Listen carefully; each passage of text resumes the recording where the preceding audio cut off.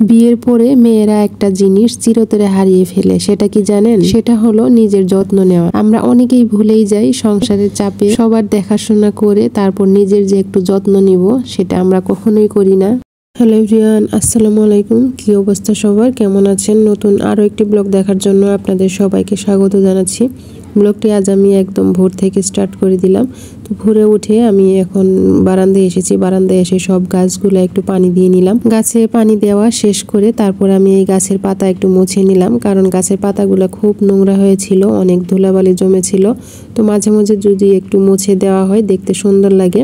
তো এরপর আমি এই তো সকালের যে রেগুলার রুটিন আছে সেগুলো করে নিচ্ছি। যেহেতু আমার বাসায় ছোট বেবি আছে, তাকে সময় দিয়ে তারপর আমাকে অন্য কাজ করতে হয়, সেজন্য আমার একদম সব টাইমলি করতে হয়। আর আমি সব সময় একটা টার্গেট নিয়ে থাকি যে আমি কখন কোন কাজটা করব। তো সেটা আগে থেকে যদি আমি ঠিক করে রাখি দেখা যায় আমার কাজগুলো খুবই সহজ হয়ে যায়। আর সকালের যে ডেইলি রুটিন সেটা তো করতেই হয়। ঘুম থেকে উঠে ছেলেকে স্কুলে রেখে আসলাম, তারপরে তো এখন রুমের যে কাজ সেগুলোও করে নিলাম। আর এদিকে ছেলেকে একটু খাওয়াই দিয়েছি, তারপর তাকে ঘুম পাড়িয়ে দিলাম। আমরা মেয়েরা বিয়ের পর দেখা যায় নিজের যত্ন করাই ভুলে যাই সংসারের চাপে। সবকিছু করে আমাদের একটু সময় বের করা উচিত নিজের জন্য, কারণ নিজের যত্ন নিজেকেই করতে হবে। তো আজ যেহেতু একটু সময় হাতে পেয়েছি তাই স্কিন কেয়ারটা করে নিলাম। অনেক সময় দেখা যায় সপ্তাহ করতে পারি না, আবার অনেক সময় দেখা যায় মাসেও করতে পারি না। তবে আমি চেষ্টা করি একটু নিজের যত্ন নেওয়ার। যখনই সময় পাই দেখা যায় আমি তখনই নিজের একটু যত্ন নেই। আর এই তো আমি এখনো কিন্তু সকালের নাস্তাটা করিনি। তো কাজ শেষ করে তারপর আমি নাস্তাটা করে নিব। আমার বেসিন এরিয়াটা এখন একটু গুছিয়ে নিলাম। আর আমি যে মানি প্লান্টগুলো রাখি সেটা একটু এখন পানি চেঞ্জ করে দিব। আমি কিন্তু প্রতিদিন পানি চেঞ্জ করি যদি সময় পাই, না হলেও দেখা যায় আমি 3 দিন পর পর অবশ্যই পানিটা চেঞ্জ করবই।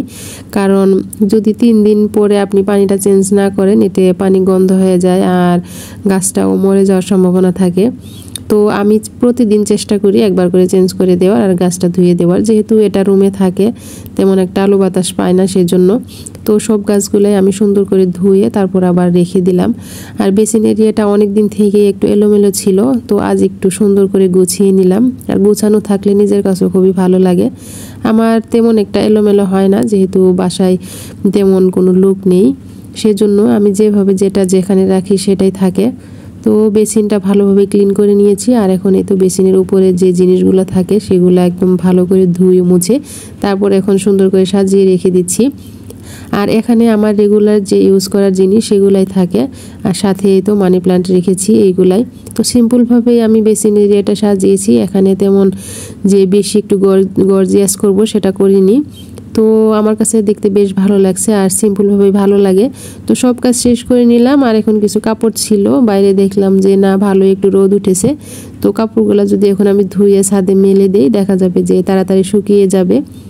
আর ওয়াশিং মেশিনে কাপড় ধুলে আমরা তো সবাই জানি প্রায় 80 থেকে 90% শুকিয়েই যায়। তো সামান্য একটু যদি মেলে দেই সেটাই সুন্দর হয়ে যাবে। তো কাপড়টা আমি ওয়াশিং মেশিনে দিয়ে দিলাম। আর এখন এই তো রান্নাঘরে চলে এসেছি, এসে টুকটাক যে কাজ আছে সেগুলো করে নিলাম। আর অনেক সময় দেখা যায় যখন শরীরটা ভালো লাগে না, রাতের কিছু কাজ জমে থাকে সেগুলো করে নেই।